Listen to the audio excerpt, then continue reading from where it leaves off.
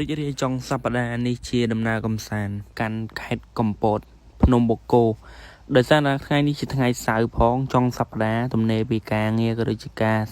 សិក្សាយើងបបួលគ្នាដើរមកទ្រីបទៅលេងនៅភ្នំបូកគោនឹងធ្វើឲ្យមានអារម្មណ៍ relax បងប្អូនទាំងគ្នាហើយចង់ដឹងថានៅលើភ្នំបូកគោនឹងមានកន្លែងលេងអីខ្លះហើយខ្ញុំទៅលេងនៅណាខ្លះហើយសប្បាយបែបម៉េចតោះយើងចូលទៅវីដេអូពេញទាំងអស់គ្នាជម្រាបសួរទៅកាន់អ្នកដែលកំពុងតែមើលក៏ដូចជាទស្សនាទាំងអស់គ្នាឥឡូវនេះម៉ោង6ព្រឹកខ្ញុំចេញពីភ្នំពេញទៅដោយសារតែខ្ញុំចេញទៅពីព្រឹកទៅខ្ញុំខ្លាចស្ទះហ្នឹងអ្នកគ្នាតែមានអីនៅតែចង់ស្ទះទៀតម៉ោង6ព្រឹកហើយឥឡូវនេះចេញផុតភ្នំពេញហើយចូលដាក់កាហ្វេមួយកែវសិនដើម្បីយកកម្លាំងជិះម៉ូតូបន្តទៅទៀតបន្ទាប់ពីធ្វើដំណើរអស់រយៈពេល2ម៉ោង3ម៉ោងបានមកដល់ខ្លងទ្វារចូលឧស្សាហជាតិព្រះមុនីវង្សបូកគោហើយពេលដែលឡើងទៅដល់លើភ្នំជិះទៅបដាត្រជាក់មែនតែនត្រជាក់ជាងនៅភ្នំពេញថប់នៅភ្នំពេញក្តៅដល់ពេលឡើងទៅដល់នោះត្រជាក់ស្រួលមែនតែនហើយឥឡូវខ្ញុំមកដល់កន្លែងយាយម៉ៅហើយចំពោះកន្លែងនេះវិញគេហៅថាដំណាក់ស្លាខ្មៅហើយត្រូវបានគេកសាងឡើងអំពីថ្មបាយអនិងបិទឈើស្លាខ្មៅនៅក្នុងឆ្នាំ1936ហើយកន្លែងហ្នឹងជាកន្លែងព្រះរាជដំណាក់លំហែកាយរបស់ព្រះបរមរតនកោដ្ឋព្រះបាទព្រះនរោត្តមសីហនុនៅក្នុងសង្គមរាស្ត្រនិយមហើយជិះមានដំណាក់ស្លាខ្មៅខ្ញុំបានឡើងទៅលើលែងយាយម៉ៅបន្តិចពេលហ្នឹងខ្ញុំបានអត់ធូបហើយខ្ញុំនឹងបានថតទេសភាពឯនេះបន្ទាប់ពីហ្នឹងមកខ្ញុំបន្តដំណើរទៅទៀតគោលដៅរបស់ខ្ញុំបន្ទាប់ពីហ្នឹងទៀតខ្ញុំទៅវត្តសំពៅ5លើគោលដៅរបស់ខ្ញុំបានធ្វើដំណើរមកដល់ហើយវត្តសំពៅ5ហើយស្រុតថ្មច្រើនមែនតើមកនឹងគ្នាថ្មឥឡូវខ្ញុំនាំអ្នកទាំងអស់គ្នាទៅវត្តឡើងវត្តសំពៅ5ខ្ញុំទាំងអស់គ្នាមិញហ្នឹងខ្ញុំថតពីខ្លោង2មកហើយខ្ញុំនឹងឡើងនាំបងប្អូនគ្នាឡើងទៅវត្តសំពៅ5ហើយកន្លែងនេះគឺជាវិហារនៅក្នុងវត្តសំពៅ5នឹងដែលបងប្អូនប្រជាជនខ្មែរយើងមកគ្រប់សក្ការៈនៅហ្នឹងបងប្អូនគ្នាមកពួកគាត់មកអុជធុងមកអីមើលពីក្រៅទៅរៀងមានសភាពចាស់បន្តិចបងប្អូនគ្នាហើយថ្មនេះបងប្អូនគ្នាមើលទៅពីមុខឃើញជារៀងជាសំពៅហើយខ្ញុំនឹងឡើងឲ្យបងប្អូនទាំងអស់គ្នាមើលឥឡូវខ្ញុំឡើងលើថ្មនេះនៅពីខាងមុខហើយថ្មចំពោះថ្មមួយនេះវិញមើលពីមុខរៀងដូចសំពៅបែបបងប្អូនទាំងអស់គ្នាហើយនិយាយទៅថ្ងៃហ្នឹងមនុស្សច្រើនដែរខ្ញុំមក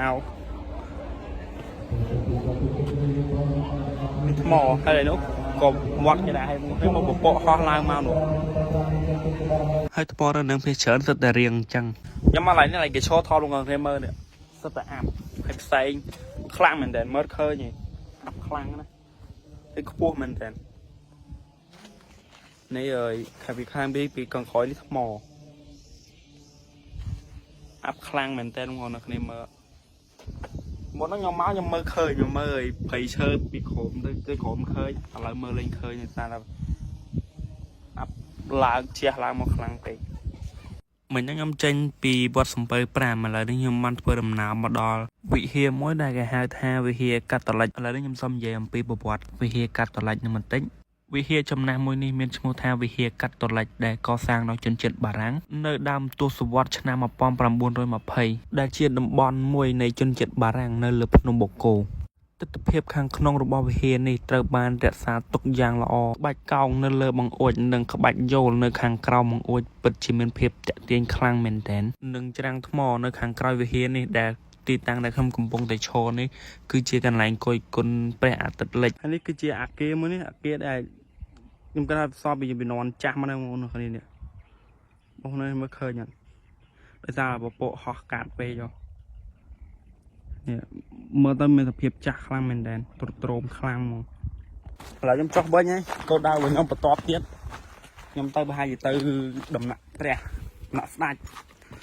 ខ្ញុំសង្ខេបខ្លីៗបងប្អូនគ្នាមើលទេដោយសារថាបើខ្ញុំថតចាំងស្រង់វែងពេកហើយណាមួយខ្ញុំអត់ពេលហ៎ពេលខ្ញុំខ្លីមួយថ្ងៃខ្ញុំមកវិញនិយាយឡើយទៅដំណាក់ផ្ទះមកខ្ញុំមកគ្នាផ្លូវមកដល់ឯងដំណាក់ស្ដាច់ទេទីខ្ញុំដើរនាំបងប្អូនទាំងអស់គ្នាមើលដំណាក់ស្ដាច់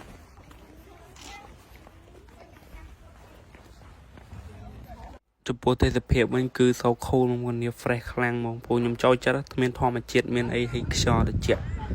និយាយទៅ the best ហ្មង